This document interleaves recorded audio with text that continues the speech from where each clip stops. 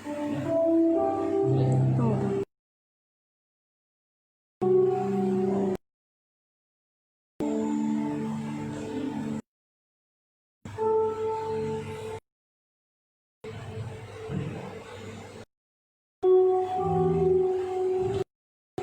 Shalom.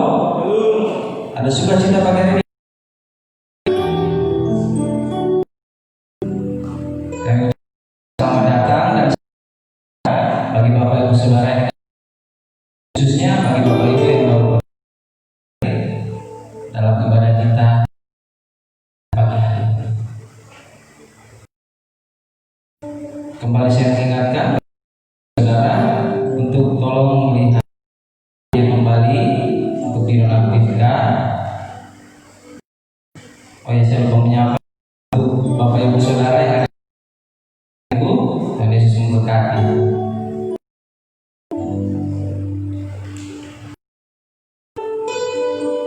Terima kasih.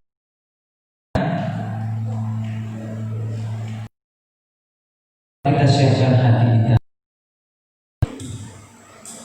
Kita mau datang mendekat Maha Kudus. Begitu dia dalam kehidupan dia. Sebagaimana kita boleh bersyukur karena hari ini kita boleh memuji dan memuliakan nama Tuhan. Saya undang kita untuk bangkit berdiri. Mari kita katakan, Allahku, rasa kita.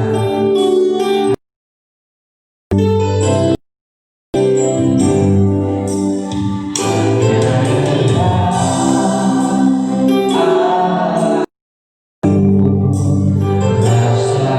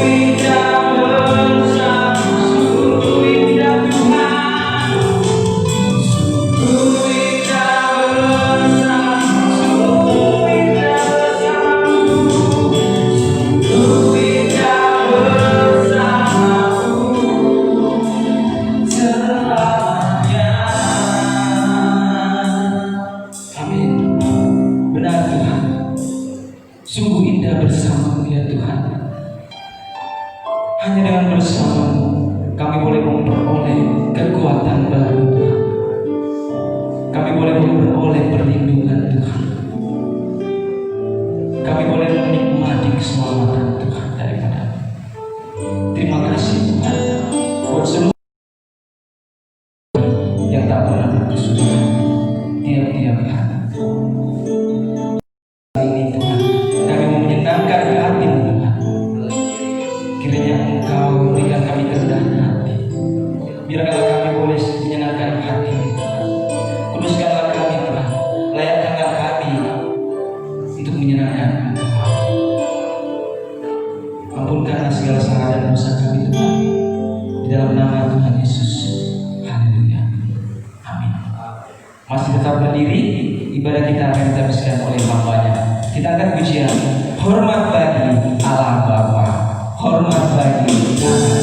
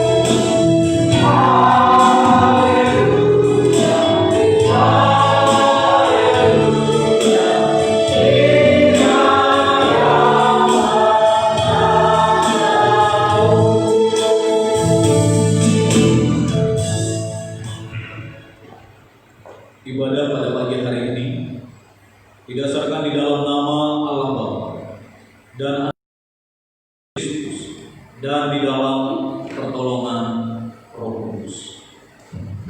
Kasih karunia, rahmat dan damai sejahtera dari Allah Bapa dan Yesus Kristus Tuhan kita menyertai engkau.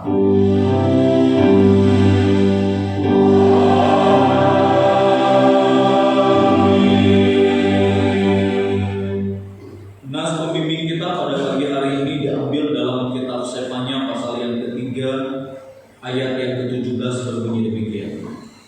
Tuhan Allahmu ada di antaramu sebagai pahlawan yang memberikan kemenangan. Ia bergirang karena engkau dengan sukacita. Ia memperbaharui engkau dalam kasih-Nya. Ia bersorak-sorak karena engkau dengan sorak-sorai. Bersama dengan orang percaya seluruh gereja, hendaknya dan masing-masing kita berkata, aku percaya kepada Allah Bapa yang Maha Kuasa, kali langit dan bumi, dan kepada Yesus Kristus Anaknya yang tunggal Tuhan kita, yang dikandung dari Roh Kudus, lahir dari anak darah Maria, yang menderita di bawah pemerintahan Pontius Pilatus, disalibkan, mati dan dikuburkan, turun ke dalam kerajaan maut, pada hari yang ketiga bangkit dari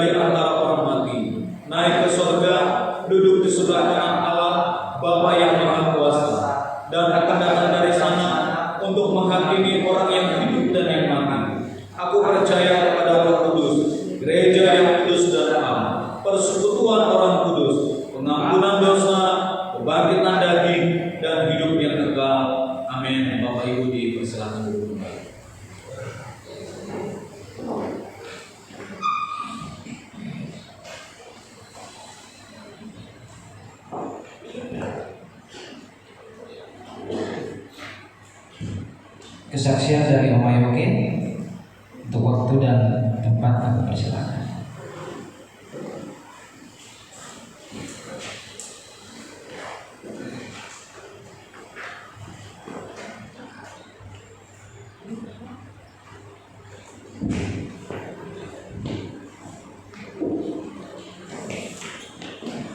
Shalom.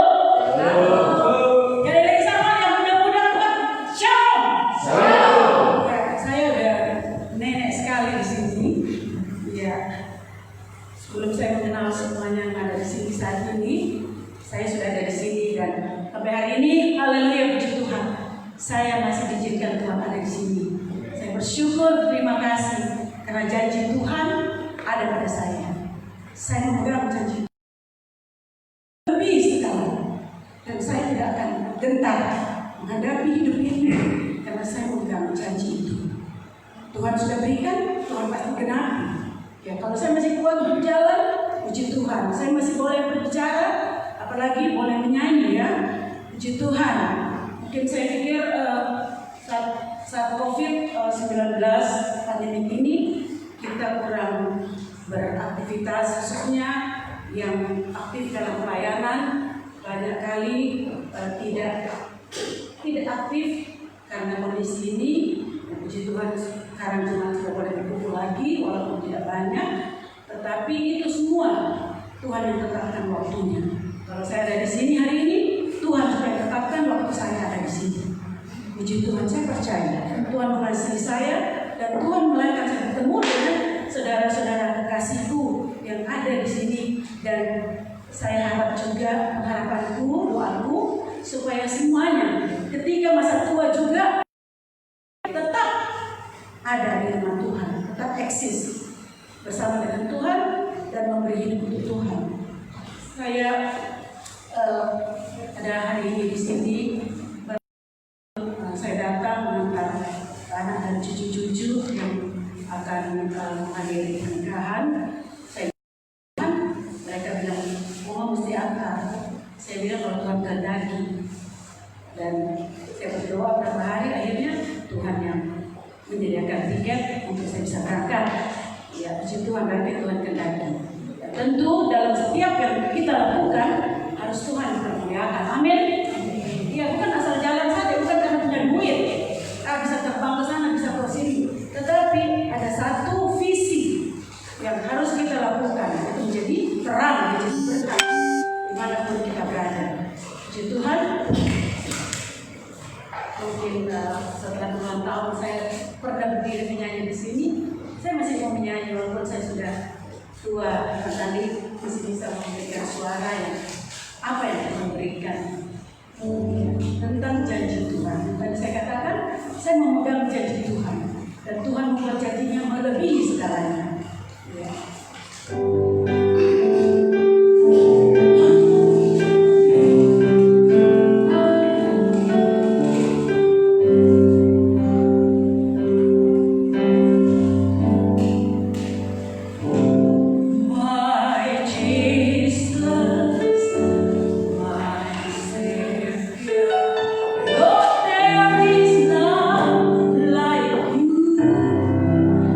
All of my days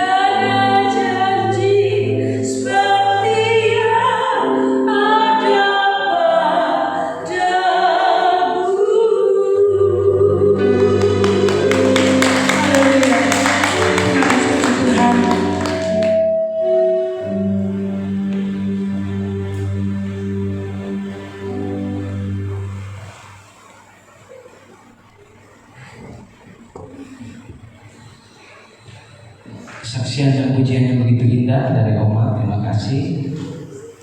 Selanjutnya warta jemaat dan doa syafaat, saya persilakan untuk waktu dan tempat.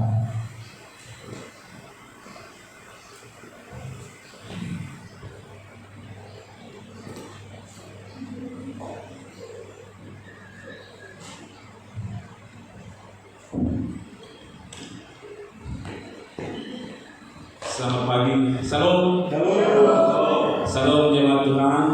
Apa kabar hari ini? Puji Tuhan. Amin.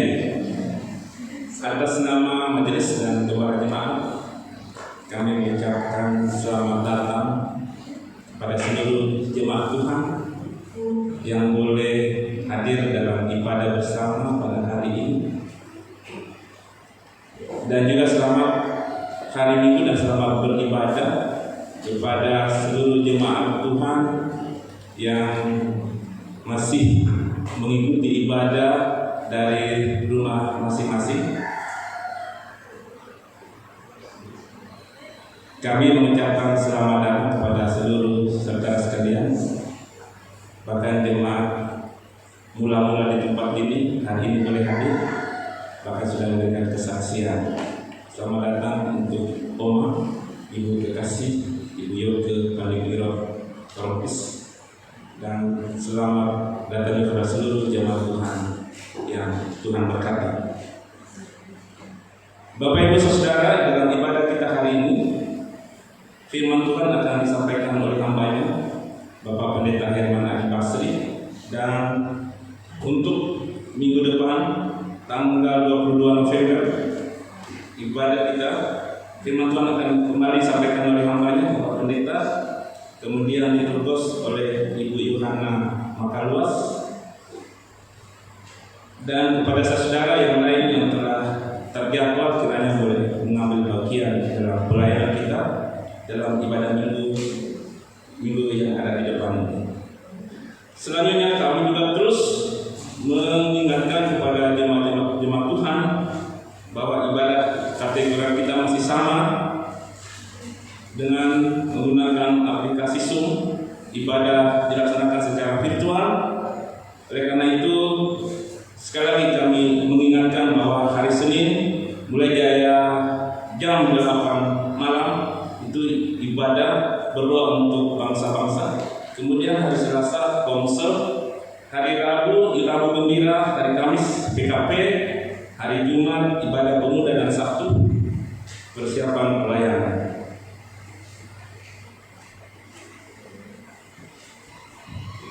Selanjutnya atas nama seluruh jemaat Tuhan, saya mengucapkan selamat ulang tahun kepada jemaat yang berulang tahun sepanjang 1 minggu yang ada di depan ini.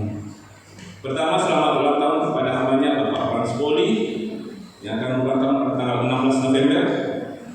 Kedua, selamat ulang tahun kepada hambanya Bapak Andre Runtuwene tanggal 17 November. Dan selamat ulang tahun kepada saudara Jack Tubut tanggal 18 November. Hadiah firman Tuhan dari Mazmur 54 ayat 4. Sesungguhnya Allah adalah penolongku, Tuhanlah yang menolongku. Terakhir, kami atas nama majelis, atas nama gembala, terus mengucapkan terima kasih kepada jemaat Tuhan yang senantiasa disiplin dalam menjalankan protokol kesehatan. Kegiatan aktivitas ini terus akan kita kerjakan karena itu yang terbaik. Kita terus menjaga jarak, menggunakan masker, mencuci tangan dimanapun kita berada. Jadi akhirnya kondisi ini pun tidak meruntuhkan iman, namun kita melihat bagaimana orang tua kita jadi contoh iman yang baik di hadapan kita. Demikian tema kita pada hari ini. Atas perhatian jemaat Tuhan, saya ucapkan terima kasih. Tuhan Yesus memberkati kita sekalian. Selanjutnya mari kita bersama-sama menghadap Tuhan dalam doa syafaat. Saya akan memimpin doa. Mari kita satu dalam doa. Kita berdoa.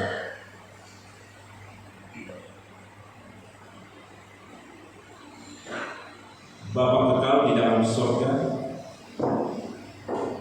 Bapa yang kami sembah dan puji di dalam Yesus Kristus Tuhan penebus dosa kami, bersama umat-Mu jemaat di tempat ini, kami datang di hadirat-Mu yang Maha Kudus, membawa pujian, syukur, dan limpah terima kasih kami kepada-Mu ya Tuhan,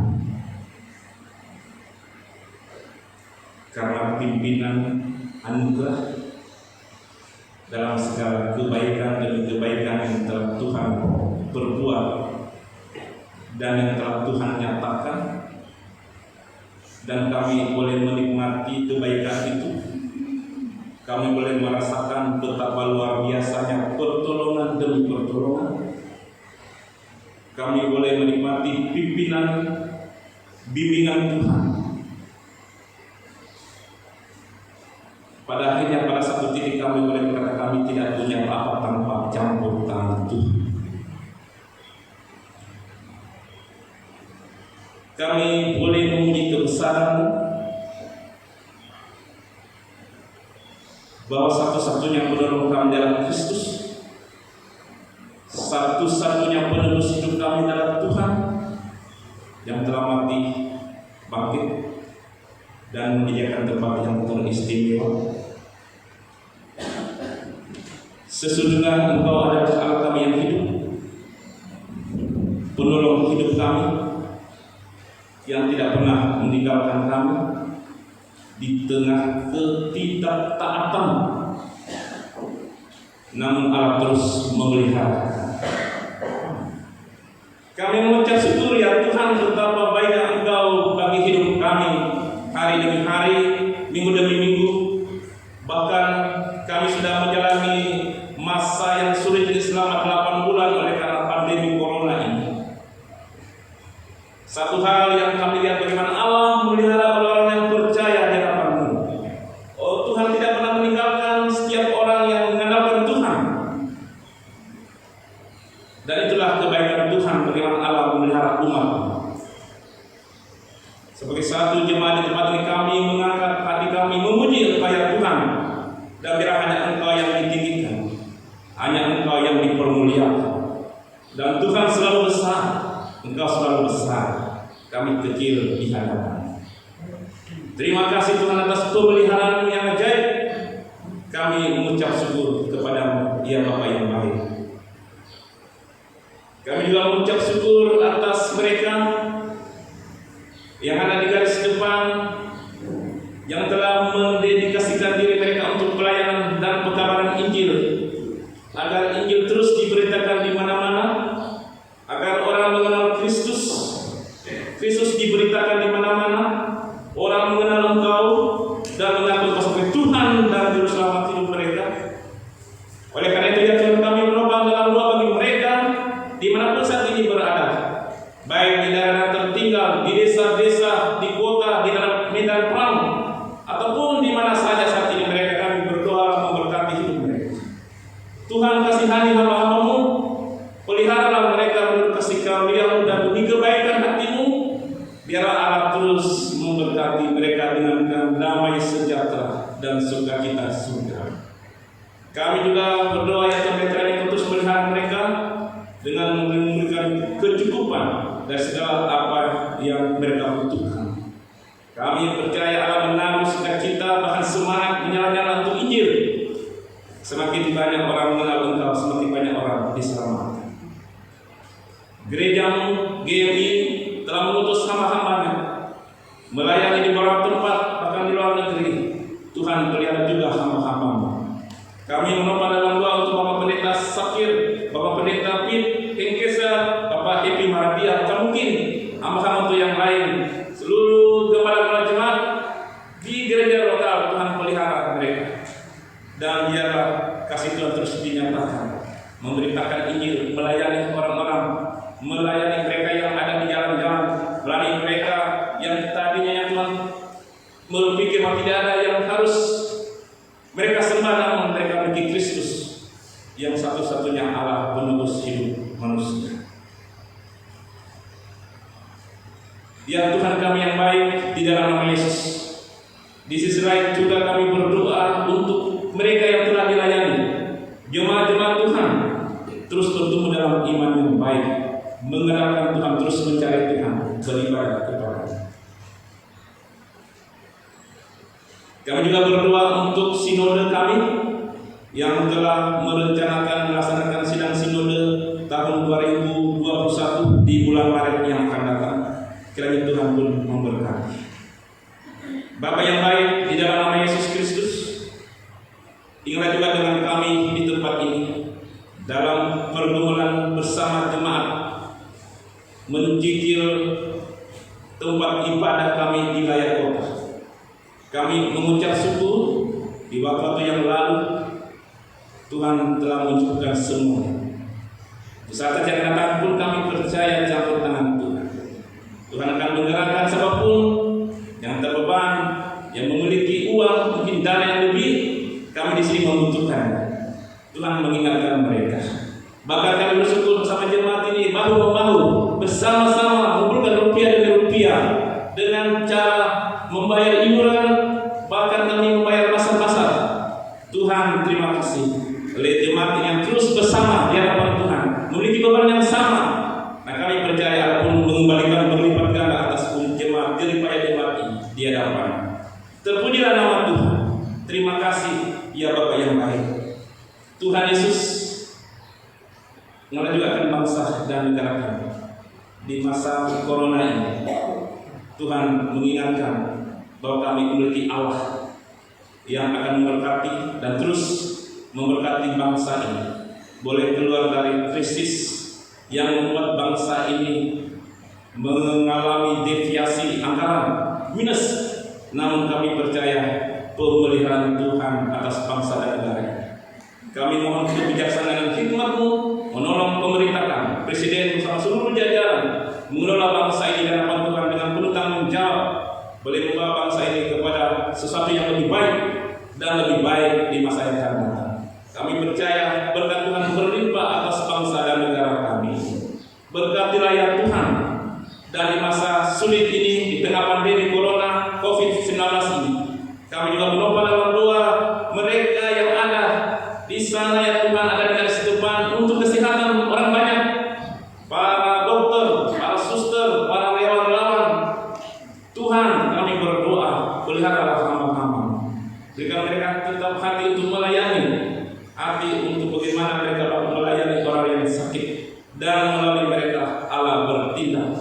Dan biarlah Aku melihara hidup mereka, hamba-hamba, para dokter ini, seluruh petugas-petugas kesehatan ini, bahkan petugas COVID, Satgas. Tuhan, kami serahkan mereka ke dalam Tuhan. Peliharalah hamba-hamba. Kami juga berdoa bagi mereka yang sakit oleh karena corona ini.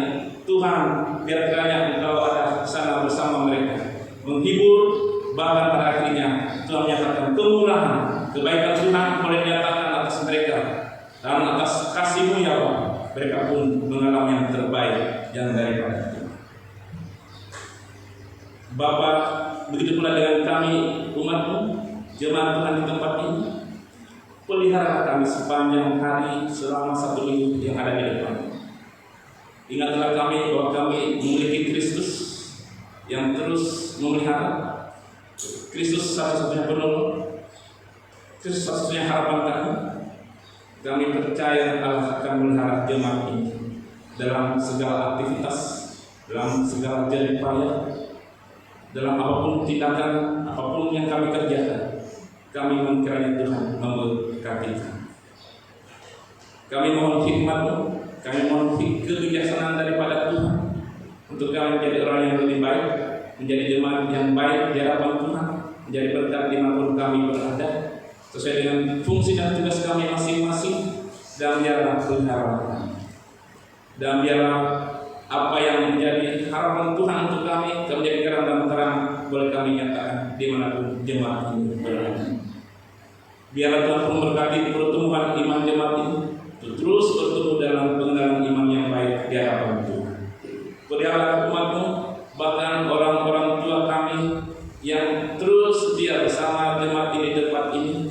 Mungkin mereka dalam kelemahan tubuh kena sakit, dalam masa tua kami berdoa menopang hamba-Mu. Dan biarkan Allah pelihara mereka dengan damai sejahtera, bahkan sukacita yang daripada Tuhan. Kami berdoa untuk Oma Ode, Oma Bunga, Oma Mai, Oma Bina, Oma Ayawaya, bahkan Oma dan Opa Kaluti, Opa Samuel Sule, Oma Niswa, Oma Hadi, Oma Yoke. Kami serahkan hamba-hamba dalam tangan pengasihan Bapa. Pelihara hamba-hamba-Mu dan biar senantiasa menjadi contoh iman yang baik bagi generasi seperti kami, bahkan anak-anak.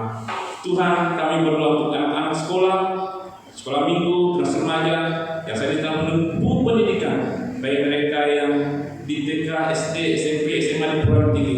Pelihara anak-anak.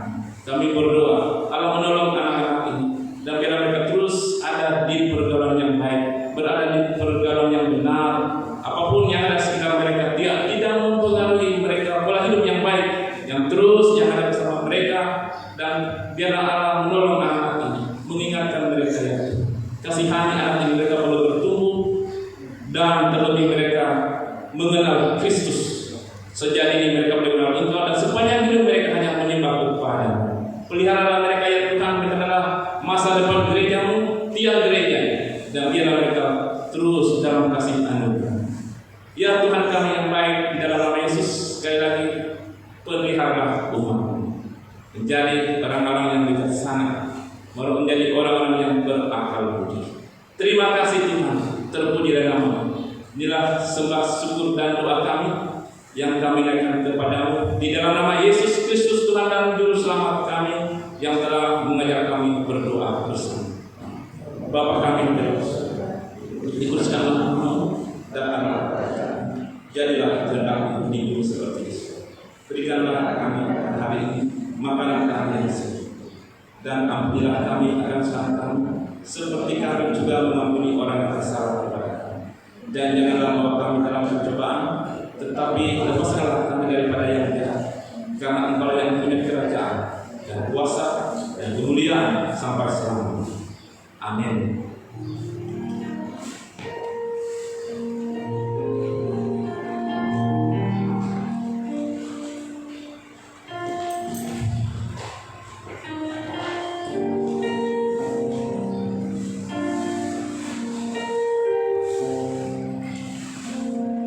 Tiba saatnya kita akan bermazmur bagi Tuhan. Mari kita mempersiapkan mazmur kita. Kita membuka Mazmur 123. Mazmur pasal 123. Ayat yang pertama hingga ayatnya yang keempat, yang terakhir. Mazmur 123 ayat yang pertama hingga ayat yang keempat. Jika Bapak Ibu Saudara sudah menemukan, saya undang kita bangkit berdiri.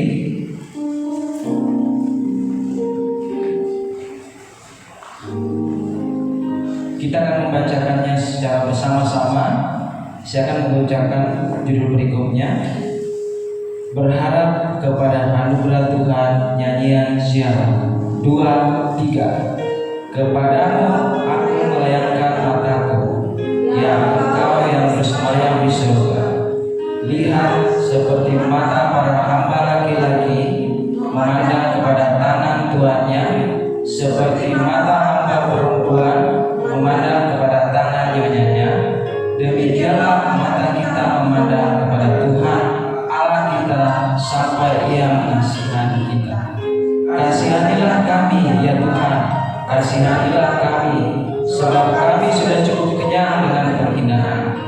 Jiwa kami sudah cukup kenyang dengan olok-olok orang-orang yang merasa aman, dengan penghinaan orang-orang yang sombong. Amin. Saya persilakan kita untuk kembali duduk.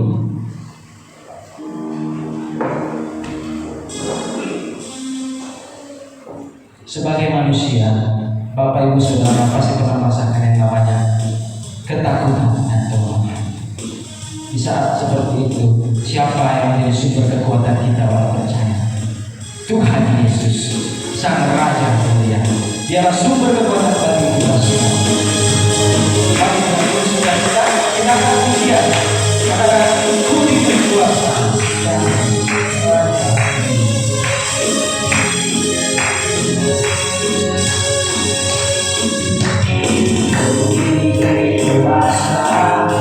Raja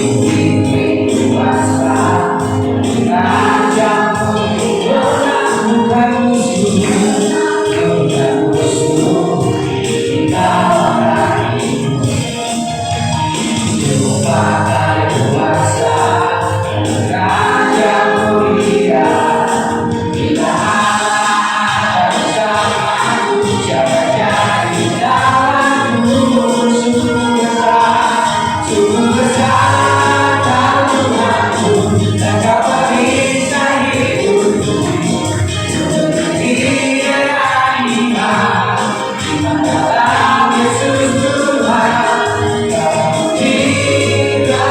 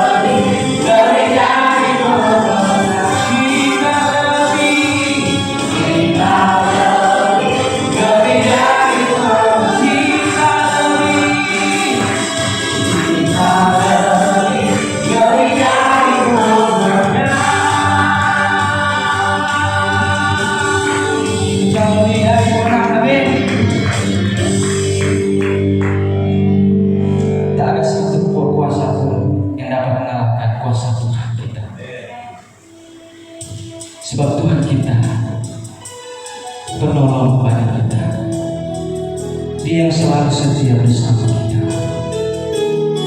Kasih-Nya yang begitu besar sanggup memulihkan hidup kita. Pada kesungguhan hati kita katakan hanya Kau Tuhan penolong.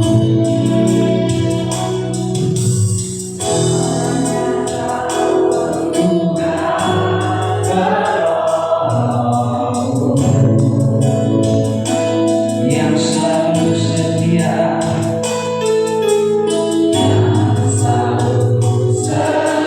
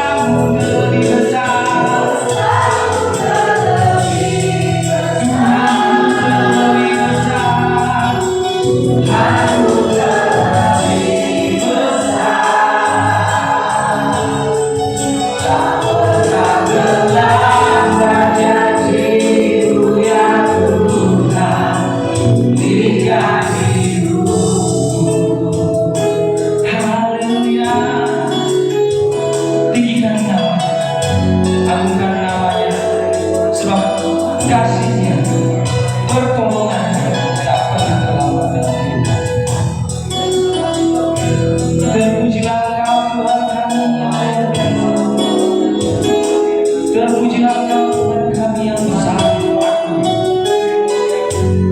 dan kami memuliakan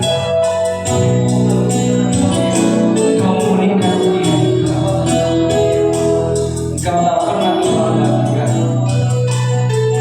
tak pernah sedetik pun terlambat. Pertolonganmu selalu tepat kepada waktu. Kami percaya kuasa-Mu sanggup membuat kami. Haleluya. Kami menyembah-Mu Tuhan Yesus.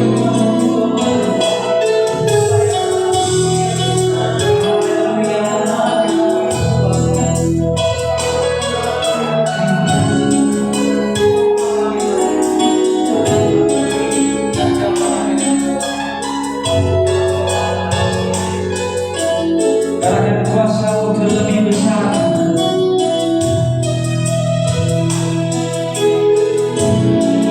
Kuasa-Mu terlebih besar.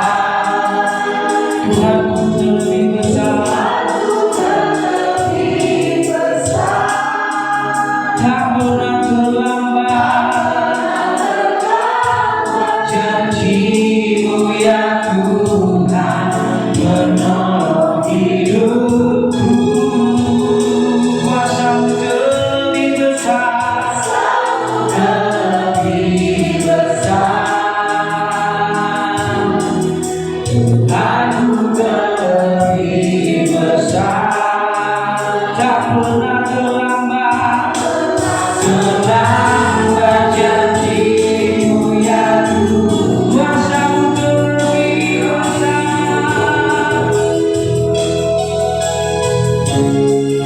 Kuasa-Mu terlebih besar.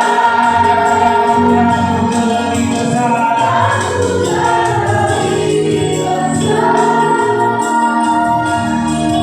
Tak pernah terlambat janji-Mu ya Tuhan menolong hidupku. Amin. Katakan kuasa-Mu terlebih besar.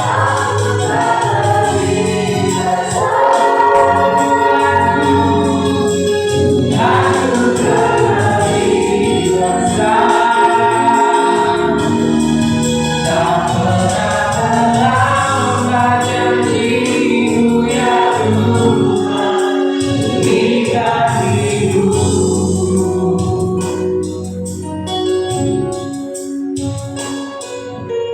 Pada hari ini kami sangat bersyukur kepada-Mu ya Tuhan. Engkaulah Allah yang menjadi penolong, penyelamat, penebus dan pembebas dalam seluruh hidup kami Bapa. Saat ini kami bersyukur oleh karena Tuhan memberikan kemenangan demi kemenangan di dalam hidup kami. Di tengah-tengah ketidakberdayaan kami, di tengah-tengah segala keterbatasan, kelemahan, kekurangan kami, namun Engkau hadir sebagai penolong dan penyelamat bagi kami Bapa. Saat ini ya Tuhan, kami rindu bersama belajar dari firman. Kiranya Roh Kudus menuntun, menolong, memberikan hikmat dan pengertian bagi kami. Kiranya Allah sendiri yang menjamah pemikiran dan perasaan kami ya Tuhan, untuk kami layak dan berkenan di kaki-Mu ya Tuhan. Berbicara bagi kami dan lawat kami dalam segala kekurangan. Di dalam nama Yesus kami berdoa dan bersyukur. Amin. Bapak Ibu dipersilakan kembali.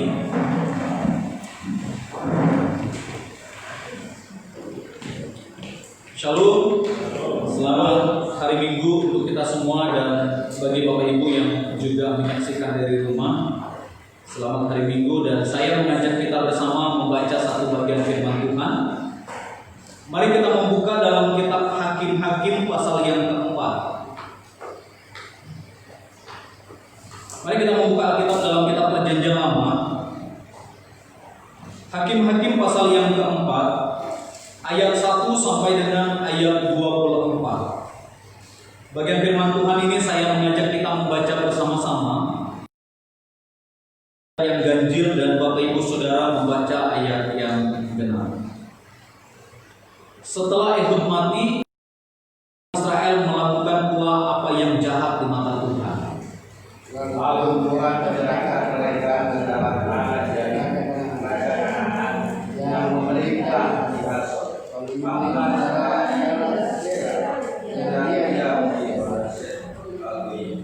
Lalu orang Israel berseru kepada Tuhan, sebab Sisera mempunyai 900 kereta besi dan 20 tahun lamanya ia menindas orang Israel dengan keras.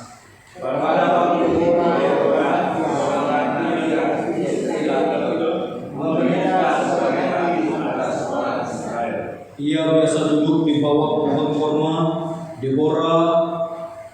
Deborah antara Rama dan Betel di pegunungan Efraim, dan orang Israel menghadap dia untuk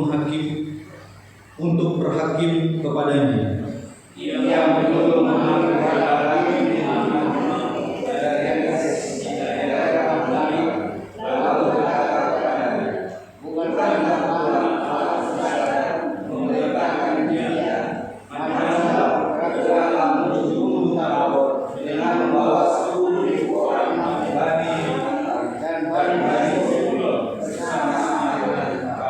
Dan aku akan menggerakkan Sisera, panglima tentara Yabin, dengan kereta-keretanya dan pasukan-pasukannya menuju engkau ke sungai Kishon, dan aku akan menyerahkan dia ke dalam tanganmu.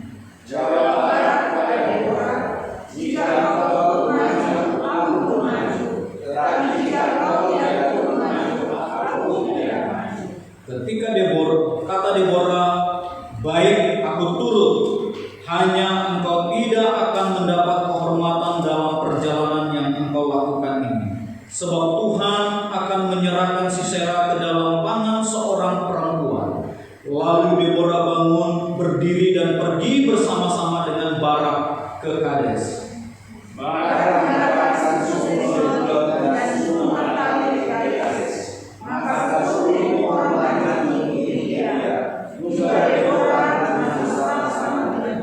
Adapun Heber, orang Keni itu, lalu memisahkan diri dari suku Keni, dari anak-anak Hobeb Kifar Musa, dan telah berpindah-pindah memasang kemahnya sampai ke pohon terbantin di Janaim yang dekat Kades.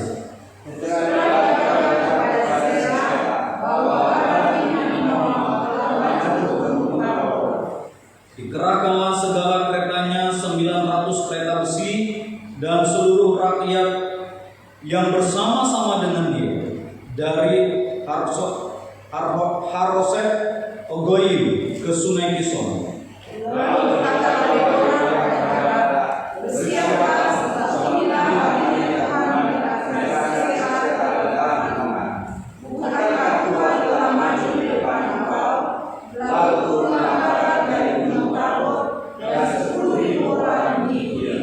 Dan Tuhan mengacaukan Sisera serta segala keretanya dan seluruh tentaranya oleh mata pedang di depan Barak, sehingga Sisera turun dari keretanya dan melarikan diri dengan berjalan kaki.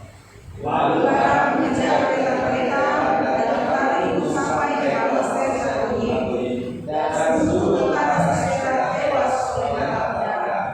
Tidak ada seorang pun yang tinggal hidup. Tetapi Sisera dengan berjalan kaki melarikan diri ke kemah Yael, istri Heber, orang, sebab ada hubungan baik antara Yabin Raja Kasor dengan keluarga Heber orang Keni itu. Yael itu membuang Sisera dan berkata kepadanya, Sisera penuh, jangan takut. Lalu Sisera lihat dalam kemah perempuan itu, dan perempuan itu menutupi dia dengan selimut. Kemudian berkatalah ia kepada perempuan itu, berikanlah kiranya aku minum air haus. Lalu perempuan itu membuka kibrat, susu diberinya dia minum dan diselimutinya pula dia. Lalu katanya kepada perempuan itu, berdirilah depan pintu kemah, dan apabila ada orang datang dan bertanya kepadamu, ada orang di sini, maka jawablah, tidak ada.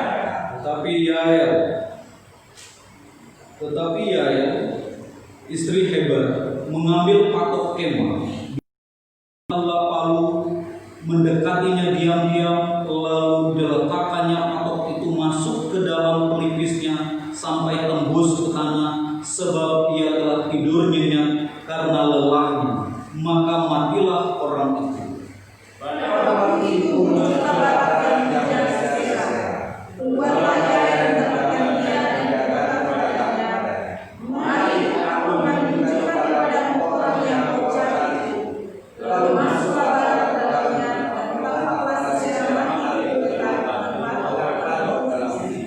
Demikianlah Allah pada hari itu mendudukkan Yabin raja Kanaan di depan orang Israel.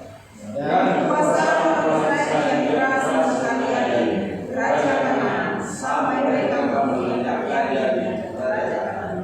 demikian jauh pembacaan firman Tuhan hari ini. Bapak Ibu Saudara yang dikasih oleh Tuhan, kalau kita lihat bahwa kerajaan Kanaan yang dipimpin oleh Yabin adalah sebagian kecil dari kerajaan-kerajaan yang ada di tanah Kanaan. Pada masa itu atau sebelum itu, kerajaan Kanaan itu mengalami ketakutan terhadap orang Israel. Di saat orang Israel keluar dari Mesir dan mereka menduduki tanah Kanaan yang dijanjikan oleh Tuhan Allah kepada mereka, orang-orang yang ada dan suku-suku yang ada di tanah Kanaan mengalami ketakutan atas apa yang Tuhan buat melalui orang-orang Israel. Karena perbuatan-perbuatan Allah yang besar yang Allah lakukan di Mesir didengar oleh orang-orang yang ada di tanah Kanaan. Tetapi peristiwa itu berbalik adanya. Peristiwa itu tidak lagi membuat orang-orang Kanaan menjadi takut kepada orang-orang Israel. Bapak Ibu Saudara yang dikasih oleh Tuhan, di sini kita menemukan dan kita melihat dari sejak semula ketika Allah memimpin mereka keluar dari Mesir, maka Tuhan mempersiapkan seorang pemimpin yang sungguh-sungguh Allah bawa untuk membawa bangsa itu keluar dari Mesir. Maka kita menemukan di sana bagaimana kepemimpinan Musa. Dari kepemimpinan Musa diturunkan kepada Yosua. Dan setelah mereka masuk tanah Kanaan, Yosua berusia 110 tahun dan matilah Yosua di sana. Dan setelah Yosua mati, bangsa itu tidak ada lagi figur pemimpin secara langsung sebagai manusia di tengah-tengah mereka. Kenapa itu tidak dilakukan? Karena Allah sejak semula ingin membawa bangsa itu untuk melihat kepemimpinan Tuhan secara langsung, yang kita kenal dengan pemerintahan secara teokrasi, di mana Allah bertindak sebagai pemimpin yang memimpin umatnya supaya mereka dapat mengenal hidup di tengah-tengah perjalanan hidup mereka itu sendiri. Akan tetapi kita melihat bahwa apa yang menjadi tujuan Tuhan supaya umat ini dapat mengenal Tuhan dengan baik ternyata berbalik, justru membawa mereka untuk tidak lagi mengenal Tuhan, sehingga akibat yang terjadi adalah Tuhan menyerahkan mereka kepada raja-raja kecil yang ada di sekitar Kanaan itu sendiri. Kalau kita mau urut beberapa hakim-hakim yang dimunculkan oleh Tuhan, maka dalam teks yang itu adalah salah satu hakim perempuan dalam urutan yang keempat. Setelah, kalau kita lihat di bagian firman Tuhan, setelah Otniel, Ehud, dan setelah Ehud masuklah Samager, dan setelah Samager baru Deborah masuk menjadi hakim di tengah-tengah mereka. Bapak Ibu Saudara yang dikasihi Tuhan, kita melihat di dalam persoalan yang terjadi dalam kitab Hakim-Hakim ini. Dalam kitab Hakim-Hakim ini selalu dimunculkan satu persoalan yang sama. Di saat mereka dipimpin oleh pemimpin yang sungguh-sungguh mengasihi Tuhan, maka bangsa itu naik dan bangsa itu hidup dalam kemakmuran. Tetapi di saat mereka mendapatkan pemimpin yang tidak memiliki hati mengasihi Tuhan, maka bangsa itu mulai jatuh kembali. Sehingga seringkali di dalam konteks perjanjian lama, itu keberadaan bangsa Israel itu digambarkan seperti tiang timbangan. Di saat timbangan mereka untuk mengasihi Tuhan itu begitu baik, maka timbangan yang mengasihi Tuhan itu begitu naik. Tetapi di saat mereka tidak mengasihi Tuhan dengan baik, maka timbangan itu menurun. Ketika timbangan itu menurun, maka nilai kemerosotan terjadi di dalam diri mereka. Mereka mau merosot secara rohani mereka. Mereka merosot secara politik mereka. Mereka juga merosot secara moral dan sosial mereka sendiri. Di saat mereka mengalami kemerosotan, di saat itulah mereka ditindas oleh bangsa-bangsa lain dan mereka diperbudak dan diperdaya oleh bangsa-bangsa lain. Hal inilah yang terjadi dari bacaan yang kita baca hari ini tentang apa yang dialami oleh umat Tuhan di tengah-tengah bangsa Kanaan. Sesuatu yang sangat ironis. Karena apa? Karena sejak semula ketika Tuhan memanggil Abraham, maka Tuhan sudah menetapkan tanah Kanaan menjadi tanah perjanjian yang akan diduduki oleh umat Tuhan, yang akan ditempati oleh umat Tuhan. Dan dalam perjalanan mereka masuk dalam pembuangan di Mesir. Di saat mereka masuk dalam pembuangan di Mesir, Tuhan menghadirkan pemimpin. Musa membawa mereka keluar dari Mesir untuk menuju tanah Kanaan. Dan di dalam pemerintahan Yosua, mereka menguasai tanah Kanaan dan menduduki tanah Kanaan. Dan dikatakan di sana bahwa tanah itu dibagi-bagi berdasarkan jumlah suku yang ada di Israel itu sendiri. Dan di saat mereka telah menduduki dan menempati tanah Kanaan itu, yang terjadi adalah bangsa itu lupa akan pemeliharaan Tuhan di dalam hidup. Apa yang membuat mereka lupa? Ternyata keadaan yang tenang, keadaan yang nyaman, tanpa ada penindasan, tanpa ada perang, mereka berada dalam kelengahan yang ada. Di saat kondisi mereka lengah, di saat kondisi mereka nyaman menikmati segala yang ada, di saat itulah kerajaan kecil itu mulai bangkit di antara tanah Kanaan itu. Karena mereka merasa bahwa mereka adalah penduduk asli di sana, tetapi Israel menguasai daerah itu. Di saat orang-orang Israel merasa lengah dan tidak mengerti lagi apa yang akan terjadi, kerajaan kecil ini mulai membentuk satu kekuatan. Setelah mereka kuat, maka mereka mulai juga menindas bangsa Israel. Orang-orang Israel yang ada di tanah Kanaan, mereka lupa lagi berseru kepada Tuhan. Mereka tidak ingat lagi bagaimana mereka berseru kepada Tuhan, tetapi mereka justru mengikuti arus di dalam keadaan yang ada. Di dalam ketidakberdayaan itu, Tuhan membangkitkan Otniel, Tuhan membangkitkan Ehud.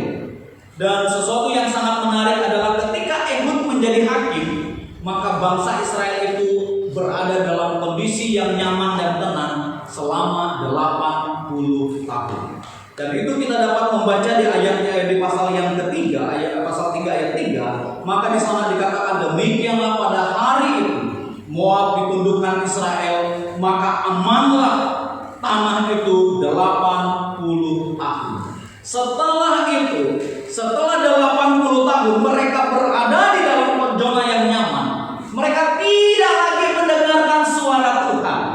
Sekalipun di sana ada Barak sebagai pemimpin mereka dan ada Deborah sebagai nabi yang ada di tengah-tengah mereka, mereka tidak lagi ingat akan janji Allah. Mereka tidak lagi ingat akan pemeliharaan Tuhan. Mereka tidak lagi ingat akan kebaikan Tuhan.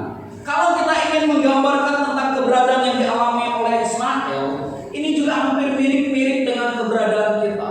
Di saat kita memiliki beban pergumulan yang begitu berat, iman dan rohani dan doa kita begitu kencang dengan Tuhan.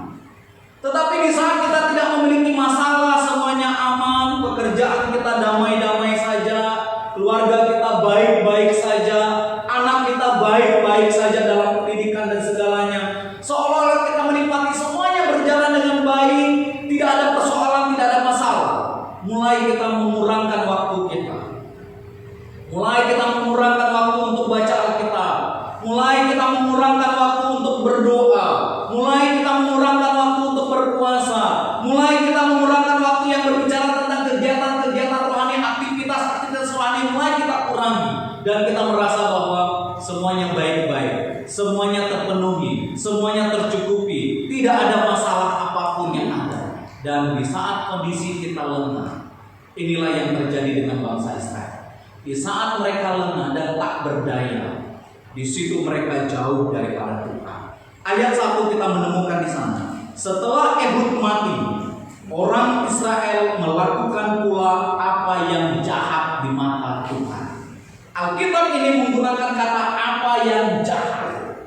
Tetapi kalau kita membaca di dalam Nif, maka di sana dikatakan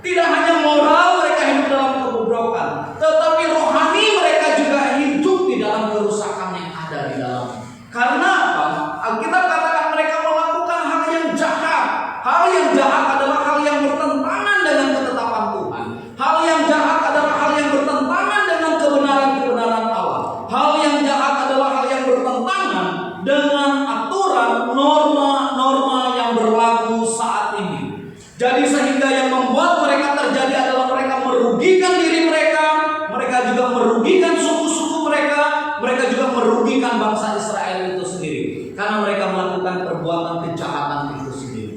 Bapak Ibu Saudara yang dikasih oleh Tuhan, kalau kita juga ingin mengungkapkan dan menggambarkan nilai-nilai kejahatan itu, mungkin kita katakan bahwa saya tidak sejahat seperti yang dialami oleh bangsa itu pada saat itu. Tapi coba kita mulai urut, mulai kita selidiki, mulai mengkalkulasi kira-kira kejahatan secara moral yang saya lakukan ini apa yang terjadi di dalam diri saya. Kejahatan secara hukum apa yang saya lakukan selama ini di hadapan Tuhan. Karena aturan-aturan Tuhan begitu luar biasa. Kalau kita mengkaitkan dalam 10 hukum Taurat saja, kita mencoba untuk melihat diri kita dan coba untuk menilai kira-kira bagaimana dengan kejahatan saya. Alkitab katakan bahwa jangan ada padamu Allah lain di hadapan. Kira-kira selama ini dalam perjalanan zona yang nyaman, apakah Tuhan itu tetap menjadi Allah di dalam hidup saya? Ataukah Tuhan hanya menjadi penolong di saat saya mengalami kesusahan dan kesulitan? Tuhan itu hanya menjadi penolong saat saya mengalami kesakitan supaya saya sembuh dengan semuanya. Seringkali itu terjadi di dalam diri kita. Pada saat kita mengalami kesakitan, mulai kita mencari Tuhan dan dalam saat kita sakit. Tapi ketika kita senang, kita lupa dengan Tuhan. Kita juga mungkin mengingatkan kembali bagaimana kita menghormati orang tua. Apakah selama ini saya menghormati orang tua saya? Sebagaimana dengan hukum yang berlaku, hormatilah ayah dan ibumu, lanjut usiamu di tanah yang diberikan Tuhan Allah kepadanya. Atau kita hanya mengingat, aduh dulu itu bapak saya tidak baik dengan saya, dia menghina-hina saya, dia memulai saya semuanya. Kita hanya ingat kejahatan-kejahatannya saja. Tidak ada sesuatu upaya kita melihat nilai kebaikan di dalamnya. Justru kita menemukan kejahatan itu, dia begitu kejam, dia begitu ini dengan itu. Kita hanya melihat kepada nilai kejahatan. Kita melupakan segala hal yang baik itu sendiri. Kita mulai lagi ingat, apakah saya juga terlibat di dalam pencurian? Mungkin kalau bagi kita sekarang ini saya tidak mencuri apapun di dalamnya, tapi tanpa kita sadar, haknya Tuhan kita potong demi untuk kesenangan di dalam diri. Kita mulai ingat kembali lagi, mulai telusuri lagi. Oh saya tidak membunuh kok, saya tidak mengorbankan orang, saya tidak ini. Tetapi tanpa kita sadar, kita sedang mengata-ngatain orang lain. Alkitab katakan dalam 1 Yohanes, katakan bahwa kalau engkau membenci saudaramu, itu sama dengan engkau sedang membunuh. Selain itu kita mulai telusuri lagi bagaimana dengan kita. Apakah kita bersyukur dengan apa yang ada, atau justru yang terjadi dengan kita adalah kita mengingini hak orang lain yang menjadi milik di dalam hati kita tanpa ada orang yang tahu.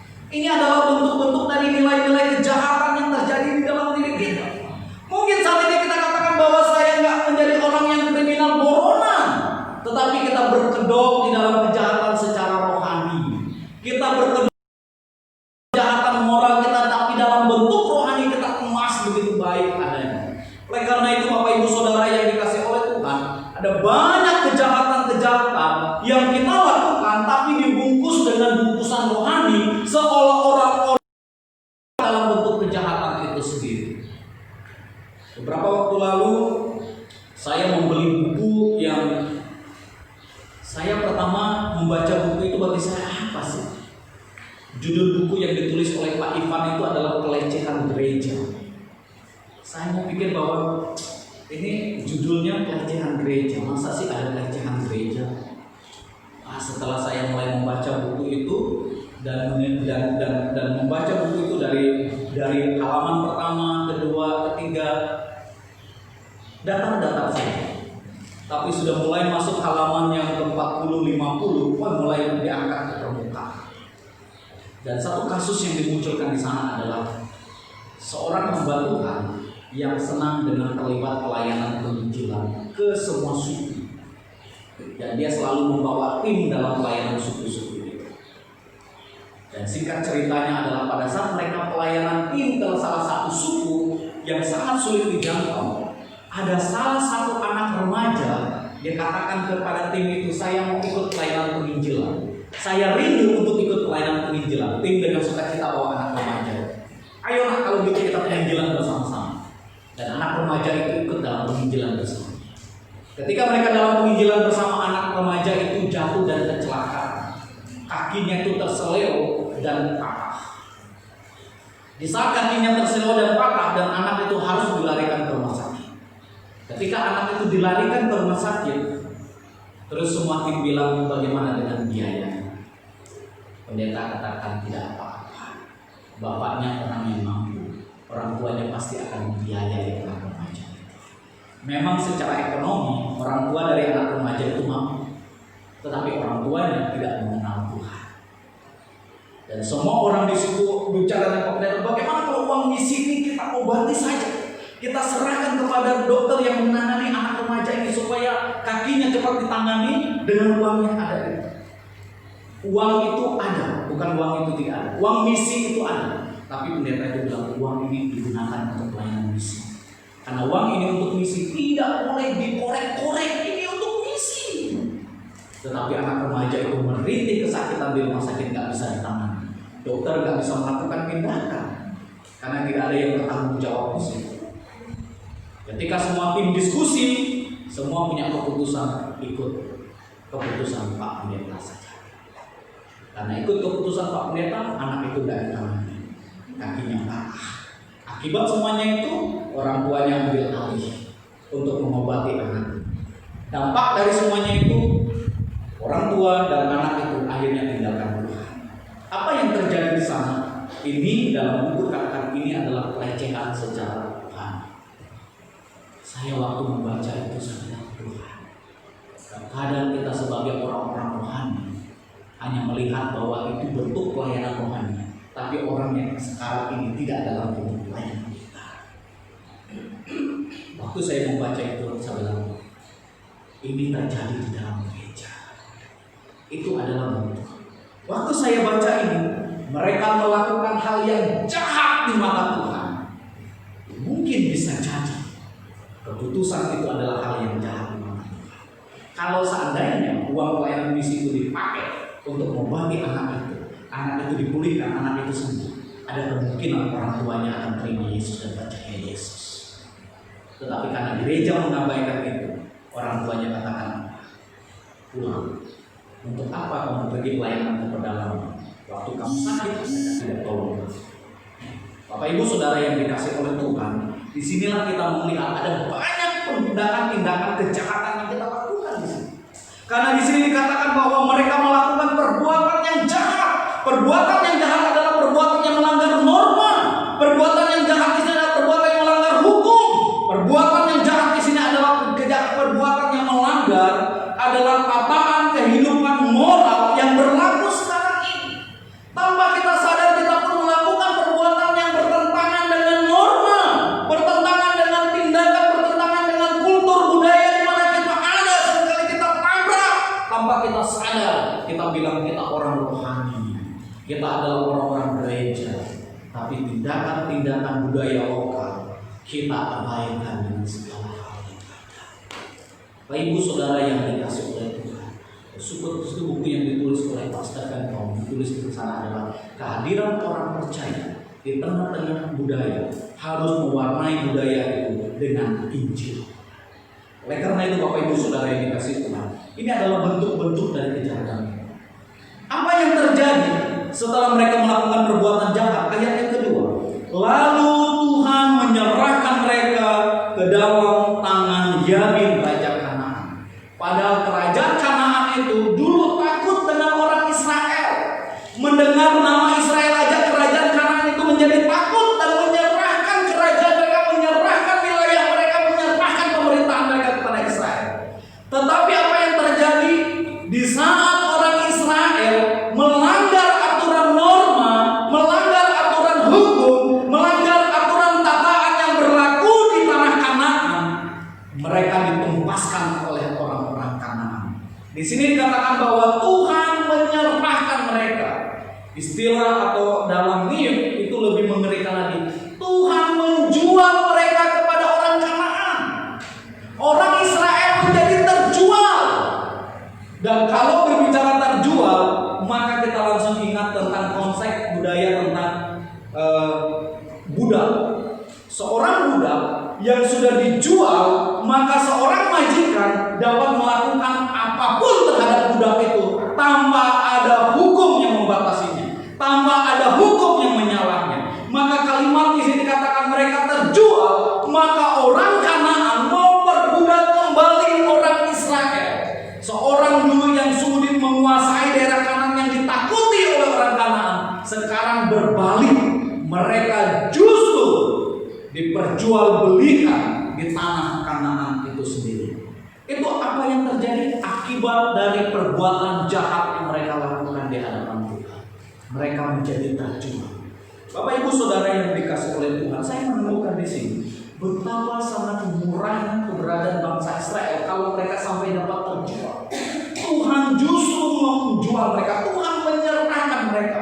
Berarti menandakan adalah atas keinginan mereka, atas keputusan mereka, atas kehendak mereka, Tuhan menyerahkan mereka kepada kejahatan. Apakah Tuhan tidak mampu untuk mencegah? Tuhan mampu untuk mencegah. Tapi pertanyaan sekarang adalah kenapa Tuhan menyerahkan mereka ke dalam tangan orang Kanaan? Supaya bangsa Israel tahu seperti apa perbudakan itu sendiri. Mungkin orang-orang Israel yang ada di tanah Kanaan itu sudah lupa dengan perjalanan mereka dari Mesir. Ketika mereka mulai lupa, maka mereka berada dalam penindasan terus. Karena dikatakan adalah sekitar 300 sampai 400 tahun mereka telah meninggalkan Mesir dan kebanyakan anak cucu mereka sudah lupa dengan apa yang terjadi di sana. Akibat semuanya itu, mereka harus diperbudak oleh orang-orang Kanaan. Di bawah pemerintahan Sisera, yang seorang pahlawan, pahlawan pasukan, di mana orang-orang Israel diperdaya di sana. Bapak Ibu Saudara yang dikasih oleh Tuhan, di saat mereka diperdaya di sana, bukan hanya mereka diperdaya 1-2 tahun, tapi Alkitab mengatakan mereka diperdaya oleh orang-orang Kanaan selama 20 tahun mereka berada di sana. Penindasan mereka berada dalam pengendali orang Kanaan. Mereka berada dalam pengawasan Sisera selama 20 tahun. Di sini kita mau melihat bahwa betapa orang-orang ini menikmati kejahatan itu sendiri. Betapa orang-orang Israel ini tidak punya keinginan untuk keluar dan lepas dari semua kejahatan itu. Justru mereka berada di dalam kejahatan dan ditindas selama 20 tahun. Dalam kurun waktu kita melihat bahwa 20 tahun bukanlah usia yang singkat. Ini usia yang sangat berat. Kita baru mengalami pandemi selama 8 bulan. Kita mengalami semuanya kita dibatasi dengan segala hal. Yang dulunya semua keinginan kita dibatasi, semua program kita dibatasi, semua planning kita dibatasi dengan berubah semua strategi, tarik semua kembali. Kita mulai memikirkan strategi selanjutnya, mulai kita rancang kembali. Maka waktu memulai ibadah akan dimulai kembali pun kami bersama dengan majelis kami diskusi. Kita lihat, kita mulai buka ibadah dalam 2 minggu. Kalau ada terjadi gejala berarti kita tarik kembali. Saya pikir Tuhan, bayangkan selama ibadah dalam waktu 2 minggu kita lihat kalau terjadi ada gejala di tengah jemaat, maka kita harus tarik kembali dari semua yang ada. Tapi bersyukur dan puji Tuhan, kita melewati sampai dengan bulan November ini. Sesuatu yang sangat luar biasa. Dan FB pun mengingatkan, ternyata sudah 2 tahun juga kita ibadah di hari hijau, nggak terasa. Bapak Ibu Saudara yang dikasih oleh Tuhan, ini dalam waktu yang nah ini mereka berada dalam kejahatan, mereka berada dalam dosa selama 20 tahun. Ada orang melihara dosa dengan begitu baik, dengan begitu manis, tanpa dia mengalami terganggu apapun, dan dosa itu dikemas dan dipelihara selama 20 tahun. Ini sesuatu yang sangat luar biasa. Tanpa ada orang yang tahu tentang hal itu, tetapi yakinlah pasti Allah tahu. Allah mengusik mereka, Allah mengingatkan mereka, Allah menyadarkan mereka, Allah mengisahkan mereka atas dosa yang mereka lakukan di hadapan Tuhan. Sehingga setelah mereka melewati masa 20 tahun, menunjukkan bahwa bangsa itu adalah bangsa yang tegar tengkuk, bangsa itu adalah bangsa yang tidak mendengarkan Tuhan, bangsa itu adalah bangsa yang tidak mengarahkan telinganya kepada panggilan Tuhan, bangsa itu juga bangsa yang tidak menghormati nabi yang ada di tengah-tengah mereka. Mereka terlena dengan perbudakan itu. Mereka terlena dengan masa-masa mereka dijual di tanah Kanaan. Tetapi di di saat mereka mulai sadar dan insaf. Ayat yang ke-3 dikatakan, lalu orang Israel berseru kepada Tuhan. Ini luar biasa. Setelah mereka melewati masa 20 tahun, maka bangsa itu berseru kepada Tuhan, dan Tuhan mendengar seruan mereka. Tuhan membangkitkan Deborah yang adalah seorang nabi yang ada di tengah-tengah mereka. Pertanyaannya bagi kita hari ini, kenapa Tuhan membangkitkan Deborah, seorang perempuan, seorang nabiah yang ada di tengah-tengah mereka? Padahal budaya pada saat itu adalah budaya patriarki. Laki-laki menjadi pemimpin, laki-laki yang akan memimpin segalanya, yang mengatur segalanya. Tapi kenapa pada saat itu adalah Tuhan membangkitkan Deborah, seorang nabiah? Tidak hanya Deborah dalam jabatan nabiah, tapi Deborah juga dalam jabatan hakim. Deborah merangkap jabatan, dia sebagai nabiah, sebagai hakim, dan sebagai ibu rumah tangga.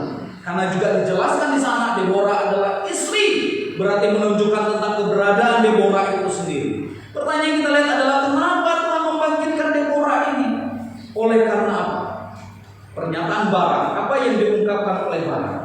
Kalau engkau maju, saya juga ikut maju dengan kamu. Apa yang terjadi yang kita lihat?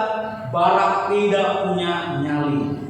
Kata lain kita lihat Barak sudah tidak percaya diri lagi atas kepemimpinannya. Barak tidak lagi meyakini akan perbuatan Allah.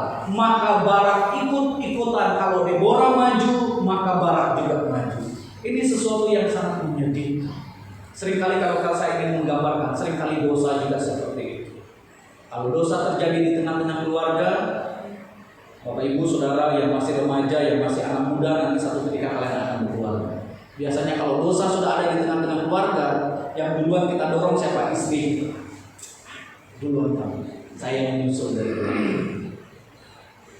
Kalau nanti ada hamba-hamba Tuhan, ada pendeta-pendeta kunjungan ke rumah, pasti kamu yang menghadapinya, saya di belakang dulu. Kalau bisa ada peluang untuk lari, ya saya lari.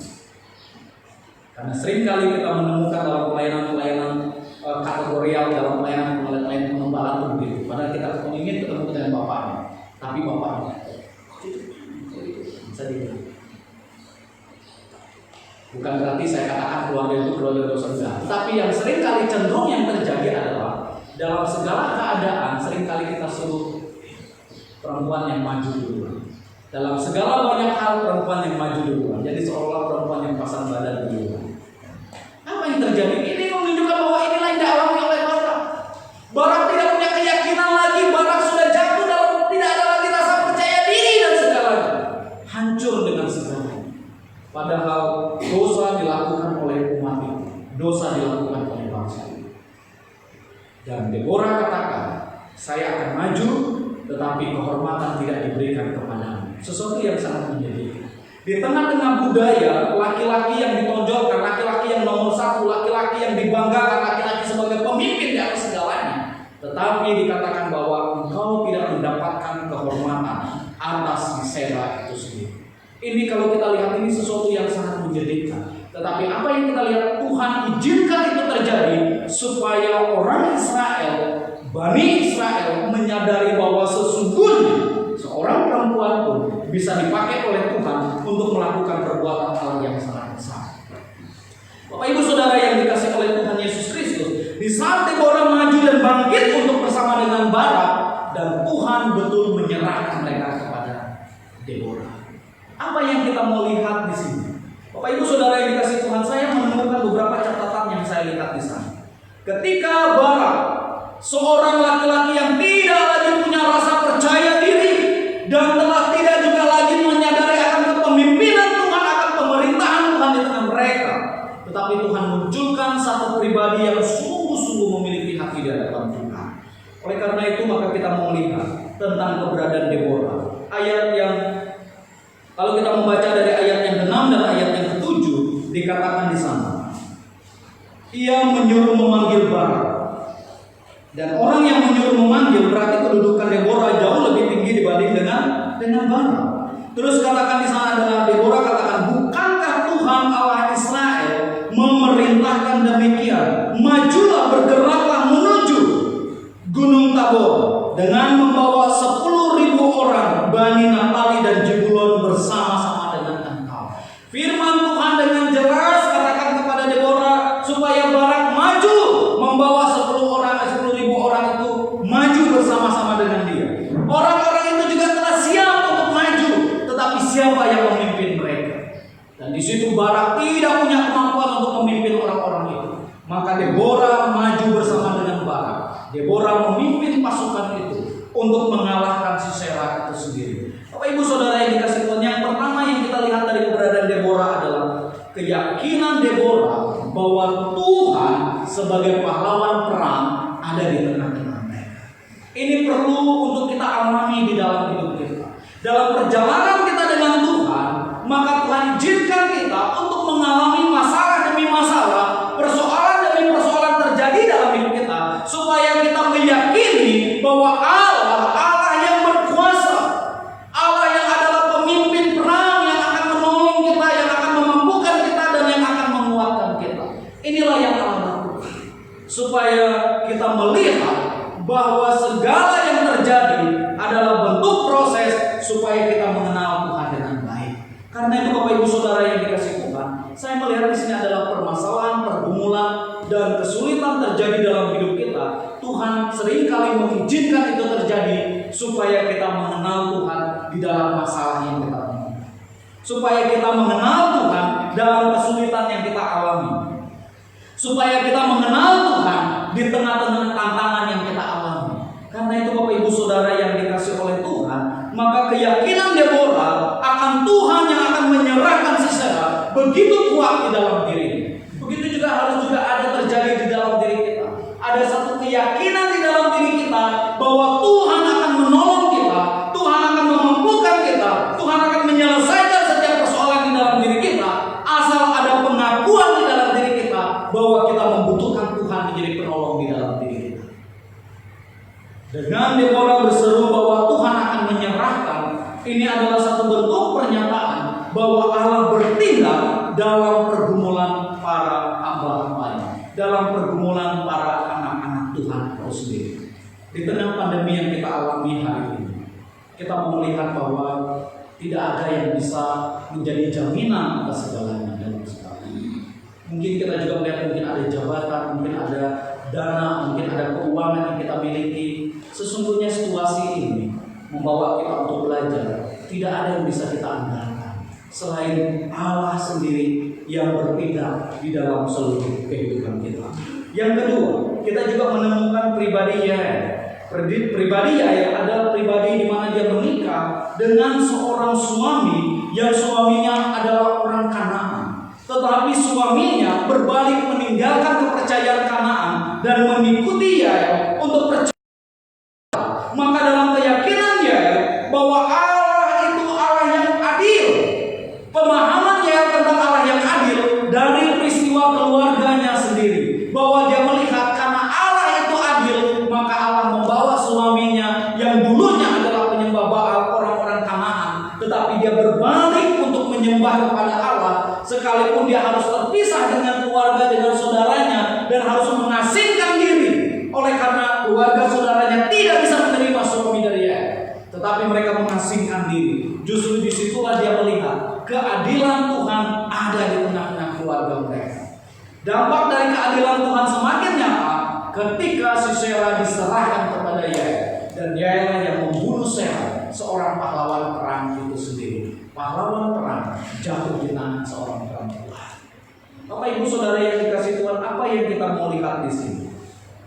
Ketika keteguhan hati dan keyakinan kita berjalan bersama dengan Tuhan, maka tidak ada perkara yang sulit yang akan Tuhan tidak selesaikan di dalam hidup kita. Kalau Paulus dapat berkata, segala perkara dapat ditanggung di dalam Dia, karena Paulus mengenal Allah dengan begitu baik. Begitu juga di dalam kehidupan kita sekarang. Dengan keyakinan kita akan Allah, maka kita juga dapat berkata, segala perkara dapat ditanggung di dalam Allah. Karena itu Bapak Ibu Saudara yang dikasih Tuhan, meskipun pergumulan kita seperti Sisera, seorang pahlawan yang gagah perkasa dalam medan perang, yang tidak diragukan lagi dalam peperangannya, yang tidak diragukan lagi dalam kekuatannya, tetapi di tangan Tuhan Sarah bisa dilumpuhkan oleh Tuhan. Nah sekarang dalam kehidupan kita sekarang, apa yang menjadi si Sarah di dalam diri kita? Bisa jadi Sarah sekarang yang ada dalam diri kita bukan dalam bentuk fisik, tapi sakit penyakit bisa menjadi Sarah di dalam diri kita. Kita mengalami ketakutan terhadap sakit penyakit yang kita alami. Bisa jadi si Sarah sekarang adalah persoalan ekonomi kita. Kita mengalami kesulitan ekonomi, kita melihat bahwa begitu berat dan sulit sekali. Bisa jadi si Sarah sekarang adalah masa depan kita. Kita melihat bahwa masa depan saya begitu luar biasa.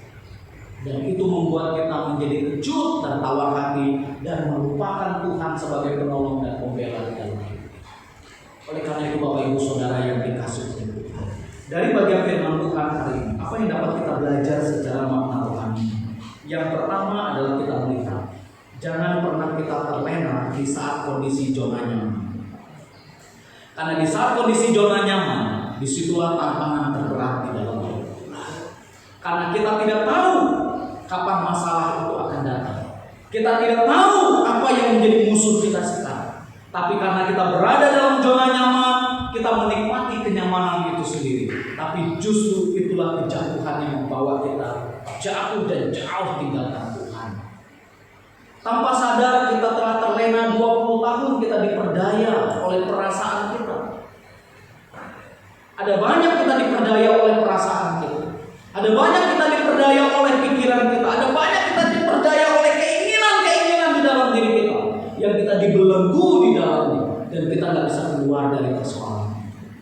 Oleh karena itu, maka Alkitab hari ini membawa kita belajar untuk kita terus berjaga-jaga. Yang kedua, yang kita juga mau belajar dari bagian firman Tuhan ini adalah jangan membiarkan dosa menguasai seluruh hidup kita. Mungkin kita katakan, ini kan dosa kecil. Ingat bahwa dosa kecil bisa menghancurkan kita. Tidak ada dosa besar dan tidak ada dosa kecil. Dosa tetaplah dosa.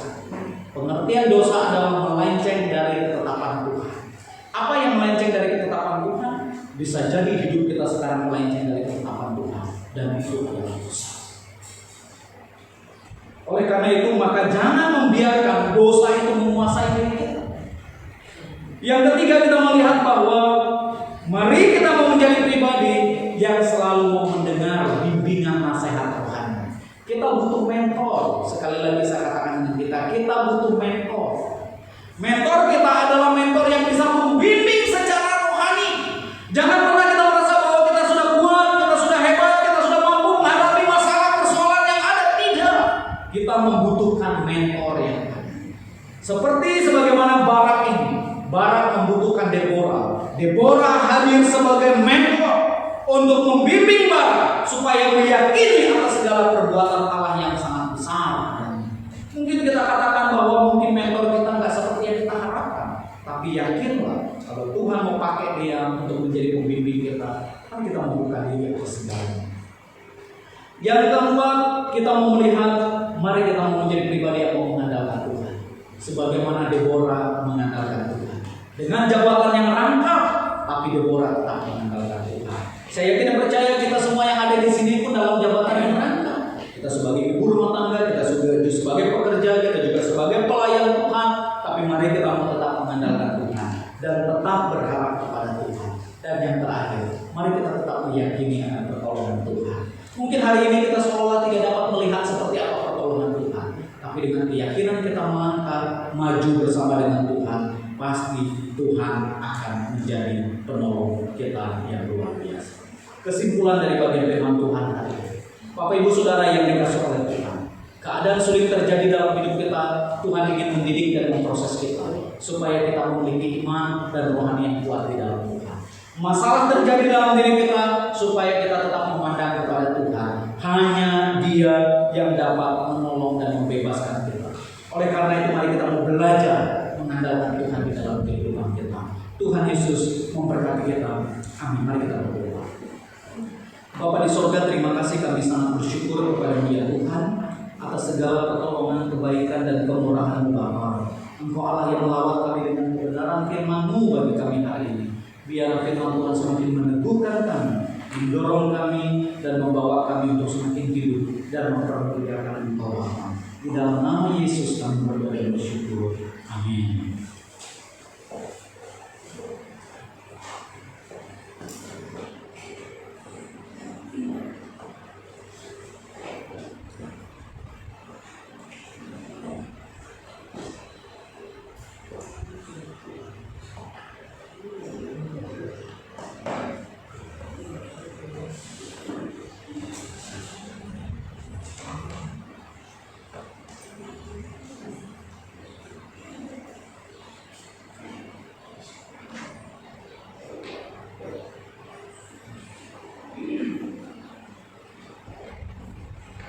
Kita akan memberikan persembahan.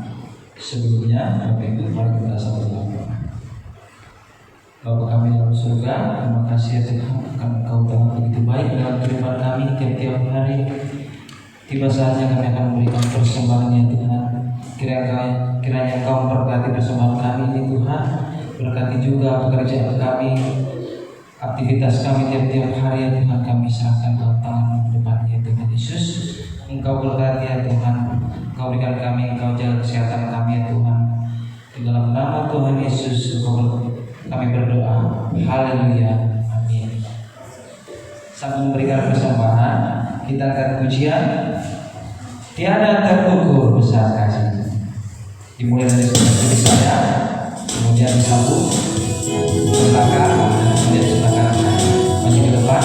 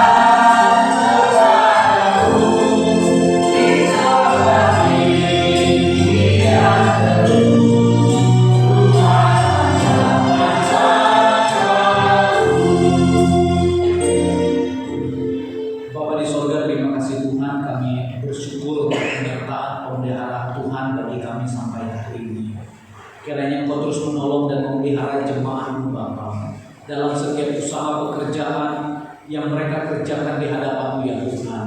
Mereka yang bekerja di kantor, mereka yang masih bekerja di rumah, bahkan anak-anak kami dalam pendidikan secara online. Tuhan juga tolong mereka agar hikmat yang daripada Tuhan menuntun dan mengendalikan mereka dalam kuasa-Mu. Bahkan seluruh jemaat-Mu ya Tuhan, lindungi dengan darah kuasa-Mu ya Tuhan, agar kami tetap dalam penyertaan dan perlindungan Tuhan yang sempurna. Allah berjalan di depan kami, dan segala yang kami lakukan Allah dipermuliakan di dalamnya. Terpujilah Engkau ya Tuhan. Jemaat yang dikasih Tuhan, pulanglah dengan penuh sukacita. Arahkan